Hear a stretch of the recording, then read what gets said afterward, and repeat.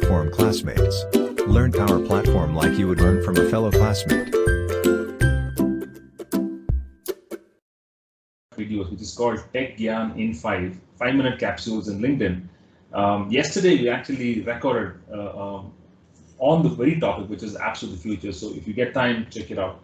Some of it I'll speak now, but otherwise, dominantly, I think if you look at apps of the future, of course, Power App is one element in terms of reimagining applications. But of course, in the context of today's meetup, I'm going to focus on Power to greater extent. Of course, all of us understand customer needs are changing, right? This is something which is not new, but trust me on this one. When we say customer needs are changing, in its true sense, in the pandemic, of course, in the last 10 to 12 months or so, things have dramatically changed. In the last 3 months, let me take last 3 months. I think number of customers who are looking at first of all establishing the data estate in place and then looking at how can they build apps on top of it is more real than ever, right? It is no an experiment in companies where they want to bring in low code. It is absolutely real on the ground, right? Now, talking about industries, of course, every industry is impacted. Every industry is reimagining their applications that they built, and of course, the current hybrid world, right? When it's a hybrid world, all of us understand that people use the term new normal.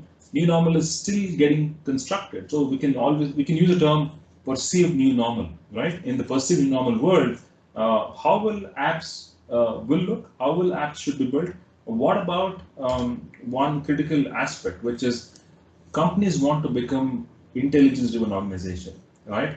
Of course, intelligence means people-related data, right? But intelligence also comes in terms of empowering people, empowering business users, any consumer user in any company with tools and applications which will help them become data-driven, right? So that's where, in fact, the Power Platform, the very essence of Power Platform is to actually complement this philosophy, which is intelligence-driven organization, right?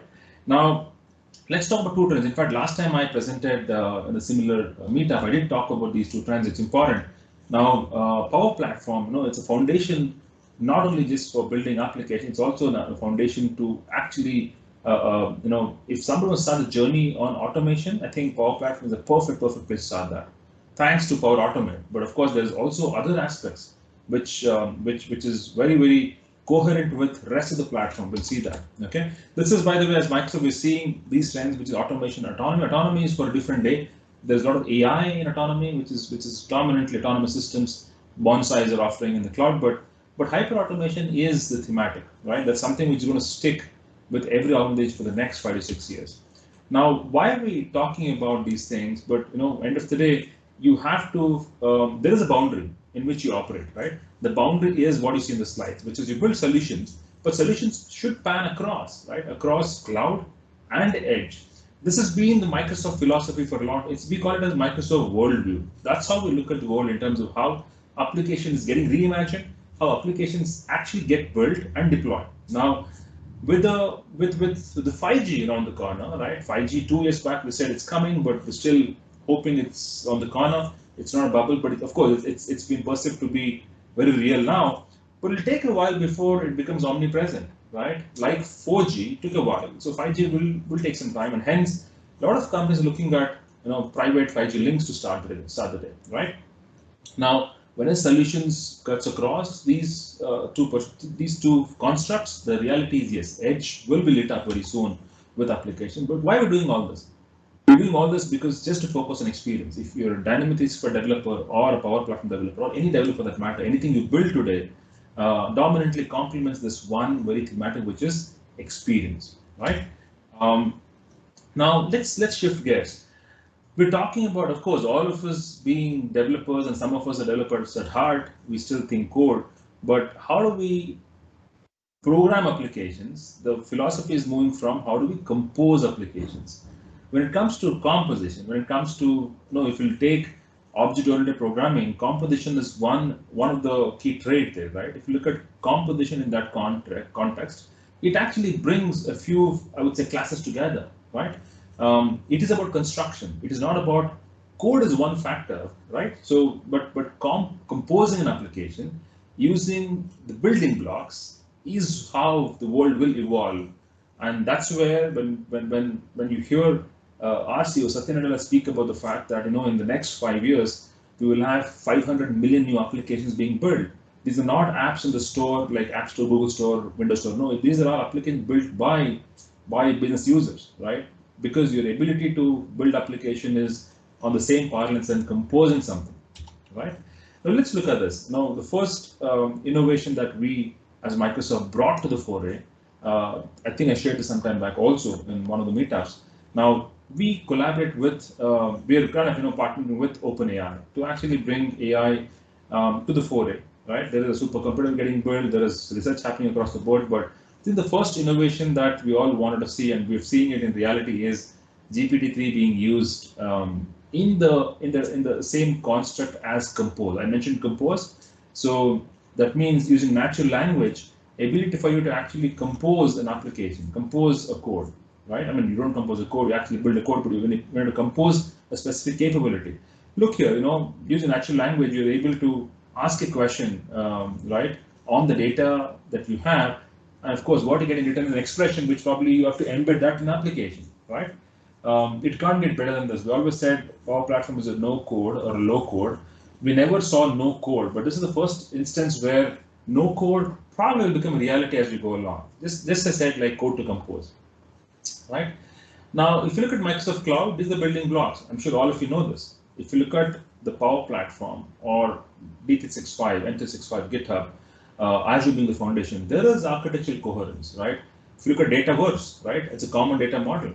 Now we're talking about interoperability, we're talking about architectural coherence, and this is where ability for you to build applications which span the entire gamut of Microsoft Cloud is a reality today, right? When you look at Microsoft 365, today, Teams is perceived. I'll tell you why I'm bringing Teams into perspective. All of us are in Teams today, right? So Teams it's like a cog in the wheel, right? Today, if you're talking about a super app, this is something which one of my colleagues said, you know what, Sandeep, Teams is actually a super app, right? We all understand what is super app, right? If you look at the classic example would be your Paytm or any of those equivalents, aggregators, where they're bringing all capabilities under one umbrella. You don't have to go elsewhere, either to pay the bills, to shop, or to order food. Everything happens under the one umbrella, right? Now, or even banking for that matter. Now, if you look at Teams, Teams is truly a super app, and there's also another element to a super app, because when any persona who spends 70% of the time or 70% or more of the time in a specific, I would say, window, it can be Teams or a browser. That's where you want to maximize their actions, right? So Teams becomes truly a focal point where you can build applications and make sure with utmost focal interoperability you impact productivity and outcomes. Okay, so let's look at a few examples that way. So now, of course, with Dynamics 365, there are a lot more to it. I'm just putting a few things here. Power Platform, I'm sure all of you understand, being part of this community, and the best part is, these are the foundation. We talk about fusion development, right? I'm not sure how many of you have heard of the term fusion development. This is where the handshake happens, right? We'll get to that in a little while. Now, let's look at three important things, which probably will be the foundation for a lot more. I would say the explosion of business applications as we speak. Now, genesis of no code. I give an example with GPT-3 as in one quick glimpse of what's in the future. Fusion development is truly coming together of developers, when I say developers, professional developers like yourself, and business users who probably don't have programming background. So how can these two personas, a business user who probably who are termed as citizen developers and professional developers, they handshake and to build application is true fusion we're talking about. It goes without saying that now every application will be data driven, because as I mentioned in the initial part of the presentation, every organization wants to become intelligence driven organization. So unless you empower your business users with applications which is built on data and intelligence, it's of no use, right? Now, look at when I say fusion development, let's look at this, right? Today we have professional developers, I mentioned that, and of course your business users who are also called as citizen developers. Now, how can those two personas coexist, right? There is an element of low code, there's also an element of code first, right? This is where not by just being a Power Platform developer, it doesn't end there, right? you will absolutely work on some of the Azure services, some of the building blocks, components, connectors that are essential to light up your business applications with true business, I would say, traits from an application standpoint. When it's a trait, they're all pillars, but my point is, when it comes to offering an application to your business users, there's no boundary in terms of which which downstream system you can integrate or not integrate, right? You have the power, which is actually extended by the Azure services. And of course, when it's Azure services, yes, all the building blocks is Azure is the foundation for sure, but all the building blocks you saw in the previous slide in terms of M365, D365, all the stuff coming together. And the true, I would say, cog in the wheel here is the API management and logic apps. Because see, for Power Platform, you definitely have Power Automate, Power Virtual Agent, all the stuff comes together for sure. But I think the true life, if I can call it, that you can give the application is when you bring in assets, when you bring in data from downstream systems or upstream systems and make it part of your front-end facade, which is truly lit up by Power Apps. Power Apps is a facade. Undoubtedly, it's one of the best facade you can ever look at when it comes to building applications, right? Now, this is the beauty of Power Platform, right? You basically have data connectors. By the way, these connectors, extended through Azure, extended through Dynamics, extended through Power Platform. That's the reason I said there is architectural coherence in everything that we do today on Microsoft Cloud. Now, look at this new shift that we're seeing in the industry. Just don't think about when I say building applications. Yes, it is about Power Platform. No, not really. It's not about Power App or Power Automate. All of those tools. Any day you can learn them. Any day you can code. Any day you can bring in an expression, or you can build a model-driven application or a canvas application. Those are all no-brainers. You get tutorials, you can learn that. But you should look at what is the design thinking here, right? As Microsoft, we're shifting gears and looking at empowering the communities with industry components, right? I mean, that's a true benefit you see as a developer. You're the true recipient of innovation from Microsoft when it comes to industry. Just look at this part quickly, right? When I say industry-specific components, I'm sure you've come across the announcements we've done in terms of industry clouds, right? There are 5 clouds for 5 industries. Plus, of course, there's also a sustainability cloud, which we announced recently. And most of what you build on that is to compose applications. That's the true transformation you see from coding to composing. So when you have to compose, you need building blocks, right? That's what industry components will give you. Now, these are the 5 clouds that we announced. But what is interesting is how can the true power of Microsoft Cloud bringing in the foundation and industry-specific components being realized. And this is one example I want to quote here. I'm sure you heard of Finastra, right? So they basically in the financial services world, and imagine leveraging the true, I would say, tenet of Power Apps. If you can build applications like customer insights or financial services-based applications using Dataverse and Azure, and you basically offer application. These are true apps, by the way. Foundation would be a Power Platform, but can you build applications which basically operate under the true, I would say, umbrella of a super app, which is Teams, right? So Teams and Power Apps, they are hand in glove, right? Most of what you build as a Power App, the Teams integration is so cool that once we are in Teams, you don't have to go elsewhere to actually action, right? When it's action, of course, you collaborate in teams, but when it comes to business actions, that's where you need to act upon, use an app, open an app, transact and come back. You don't have to go back and forth. That's where the Power App and Teams become such a cohesive story that we have as Microsoft, right? Now, if I were to talk about what are next generation business applications, I think all of you keep in mind that, when it comes to foundation, it is these are the true foundational elements. When you're designing an application, think about how can you make your data first. Of course, you might say, for every application, the database for sure. No, that's not the point. The point is, again, the very fact of composition. How can you bring in data from disparate sources, construct a single version of truth, and eventually make that as a service, right? Data first is a true foundation. What is essential also is to bring in a bit of intelligence, decision-making capability. If you want to become an intelligence-driven organization, if you want to empower your business users with intelligent applications, you've got to think about this as a first-time citizen, right? AI-enabled, of course. Number three, in my view, is a game changer. Is a game changer in how Microsoft platform is shaping the world of business applications, right? When I can bring in the power of the automation, right? The power of conversation AI, which is a virtual agent, and the power of, I would say, the application facade by Power Apps, right? And Flow, which basically, early to slow, by the way, right? Everything is all very cohesive. If I can bring that, I would say, capsule under Teams, and that's when you're ticking off of pure collaborative application. Now, any application you build today, you cannot qualify that as a collaborative app unless you integrate with a collaborative platform where people kind of collaborate every single day, right? If you take any other platform today, that cohesiveness is, I would say, grossly missing, right? But this is again, when I say business application, keep these three in mind. But let's look at the Power Platform's relevance in the overall scheme of things.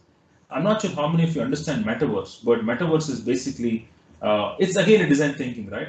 Metaverse is a shared virtual space, right, where you get to interact, get to work, you get to play, right? This is truly lit up, let's say, by digital twin or a mixed reality, I would say, platform. It can be AR, VR. So all of those things coming together is a metaverse, right? See, going forward with hybrid being so real, a metaverse would absolutely take center stage, and it should take center stage. Like all of us have our laptops and phones. I think days are not too far. Probably 2 to 3 years down the line, each of us will have also a head-mounted device, HMDs we call it. That today I'm talking to all of you presenting, but probably 3-4 years down the line, I'll wear a head-mounted device, and I get on Teams and I present. I don't need to be in front of a 2D view on a screen, right? I want to be in a three-dimensional space. So look, Power Platform, where it is coming up in the metaverse scheme of things. Again, the logic, the true logic. Of course, there is automation, there's logic app, all the stuff coming together beautifully, but the true facade for collaboration, which is Mesh, right, in the metaverse world, or HoloLens, is lit up by a Power Platform, right? Let's look another angle here, predictive applications, right? We're talking about, I mentioned earlier, you got to make your applications AI enabled. Now, look where Power Platform sits in this particular visual, right? It takes precedence when it comes to logic, right? The automation, the headless, that means there is no human in the loop, no intervention. All the stuff is lit up by Power Platform. This probably is the acme of my talk in terms of, yes, if you look at Power Platform, look at collaborative applications, it is truly coming together, all these building blocks. Of course, Teams is an UX, user experience part, right? Which is irrespective. It's again, we're talking about device agnostic. We're talking about location dependence, right? Anytime, anywhere, any device is a true philosophy, which is real for all of us today. And look, again here, there is Dynamics, there is Power Platform, right? These are the two key, there's one which provides business process, right?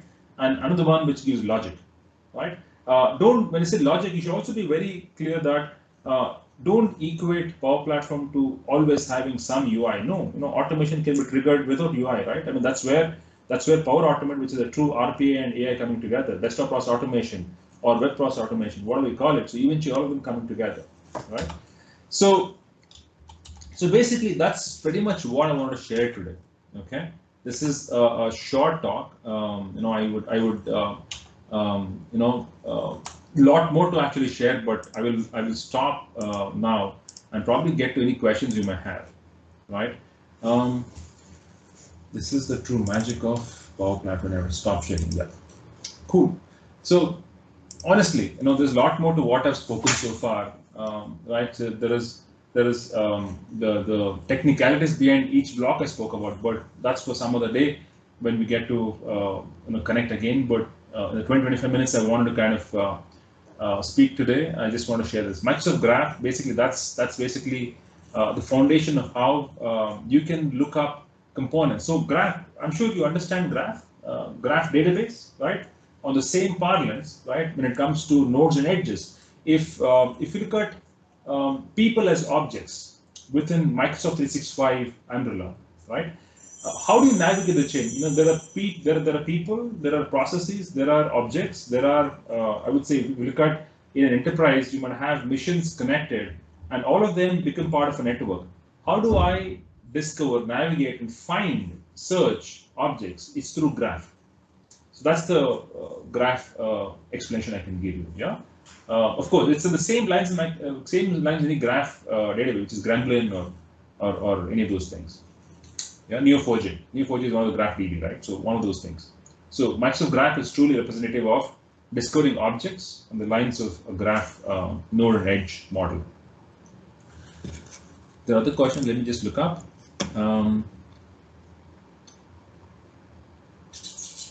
Okay, what is Microsoft Graph? Okay. My question is a bit long. Sena asks the question, for customers who have few of the tools, how do you build a plan to incorporate the entire ecosystem? Only this. Okay, so let me answer the question. Now, when it comes to, here's the deal, right? When it comes to building applications, imagine you are starting your journey as a small organization using Power Platform, right? It's a genesis of a new breed of application for that organization. They're probably not used to that, right? So you start small. I mean, you start with Power App. It can be a simple Canvas application, but as you slowly realize the true power of no code, low code, you will want to bring in integration with your backend systems. Backend systems can be on-premise or in a public cloud, right? Now, it's a journey. We're not saying it's one size fits all. Again, I believe in this philosophy, which is no two enterprises are the same. No enterprises are like snowflakes. That means no two snowflakes look alike, right? They're different. So the journey begins with you realizing that the fact that yes, there's a need for individual groups to build a lot of applications, and you don't need an IT intervention to build those applications, because yes, you have this composition tool that lets you build applications. Start there, then the journey continues, and as you modernize your enterprise, you realize that yes, using the Power Platform itself, I can connect to so many disparate sources. I can connect to middleware, backend, downstream systems, and realize those applications. That's a journey, right? I hope I answered the question, Sena. That's I would say, a high-level answer, but yeah. Rakesh, you say that only disappointment I have is we cannot get desktop app with Power Apps. It's always URL enabled. See, look at it this way. We're talking about, we live in a world where, we talk about device agnostic applications, right? OS agnostic applications. Now, which is where, if you look at platforms like React, or even if you look at Xamarin, all those platforms exist today, which gives you that device independence and I would say OS independence. Same philosophy we follow, right? End of the day, you don't want to confine. You want to see native apps. When you talk about native apps, you still when it comes native apps, your effort increases dramatically, because you'll have to build native apps for different platforms, and now that's long gone, right? So as I said, people spend 70% of the time in the browser, right? Why don't you use that window to light up application? That's where the Power App is truly lit up in the HTML world, right? Follow-up question from Sena. The folks who are married to code first, is the plan to move them to a Fusion team mindset, or is there a plan in place for it? Okay, by the way, code first will flourish in the current times, right? Code first will not go away. Code first is the foundation for any organization. The point of Fusion development is, see, code first will build applications, and earlier is to hand off to business. Now we're saying with citizen developers, with platform like Power Platform, we're saying business users can build applications. Of course, they can build applications provided somebody has enabled an API which will give them data. Imagine you want a data from SAP, right? SAP Finance. Now there is a finance team, business finance team, and they want to do some descriptive statistics on SAP data. They don't know how to connect to SAP. They don't care, honestly, right? So this is where they will make a request to code first developers to give them access or a method or a connector which will help them pull information from a source. That's the job of a code first developer. So code first developers will probably do a lot more, I would say, very meaningful stuff going forward. I'm not saying what we're doing is meaningless, no. I'm saying it gets a lot more intentional in terms of your focus will be very, very on middleware and downstream. While the front end may be a facade, that's something which business users can relate to and build applications. Yeah, I hope that answers the question, Sena. Would be nice to have the speaker's camera on. My camera is on. Can you not see me? You guys can see me, right? Yeah, we can see you. Okay, perfect. I don't know how much time we have. I'll take one last question. Sena, ask a question. Any great segue? Any suggestions on building a fusion team, basic steps? Okay, quickly. So if you look at the organization, my advice is identify application, I would say application facades, which can be built by business users. That's very straightforward. But look at this. It doesn't start that way. It starts with, first of all, enabling your business team and empowering them with tools where they realize, you know what, I can build an app. That's important. You can't just build a fusion team by not empowering business users. First of all, you have to infuse the concept of no code or low code with business users. They start building applications. When they start building applications, then the load on the IT team to actually build similar apps will reduce, so that they can start focusing on downstream activity, which is a lot more critical, right? And that's the journey. So you don't start one fine day saying, you know what, I'm going to have a fusion team. No, it's a journey. So first of all, start empowering your business teams with this platform, which will help them build basic applications. Each of them have a ton of data on their laptops, Excel sheets and whatnot, right? They have their own data silos. So make them build applications on that silo first. Get them acquainted with this philosophy of business users with no programming background building applications. That's a starting point. Okay. I think we have 5 minutes over, but honestly, thank you so much for the opportunity. And Sena, yeah, thanks for coming on the video. Appreciate it. Appreciate the questions. Good questions, by the way. Gulaknath, over to you. Right, this is where I say thanks and good day to each one of you. Have a wonderful day and a great weekend ahead. Yeah. Yeah, thanks, and I think Power Platform classmates. Learn Power Platform like you would learn from a fellow classmate.